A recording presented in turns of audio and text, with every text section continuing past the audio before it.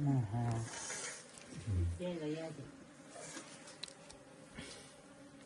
चाहिँ मह अब हाम्रो गोपाल सरले चाहिँ एकदमै अन्तिम फाइनल मह बनाउँदै हुन्छ।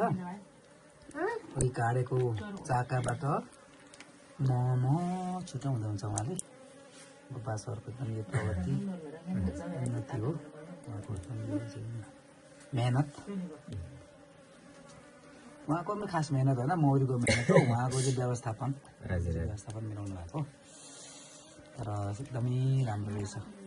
अब यतिको अर्ग्यानिक मह चाहिँ जीवनमा आफूले काडेको भन्दा बाहेक चाहिँ गोपाल सरकै होला देखेको। यतिको चाहिँ कहीँ पनि मैले देखाएको थिइनँ। मौरी बेच्नेहरूले पनि यस्तो अर्ग्यानिक मह बेचेको मैले कहीँ पनि देखाएको थिइनँ।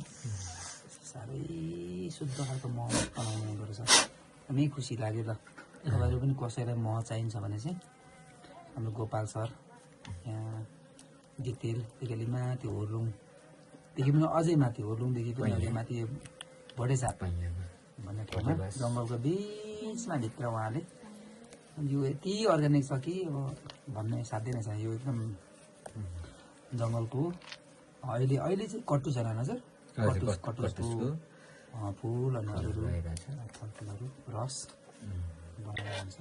भइहाल्छ। हजुरलाई चाहिन्छ भने चाहिँ सम्पर्क गर्नुहोला। अर्ग्यानिक मह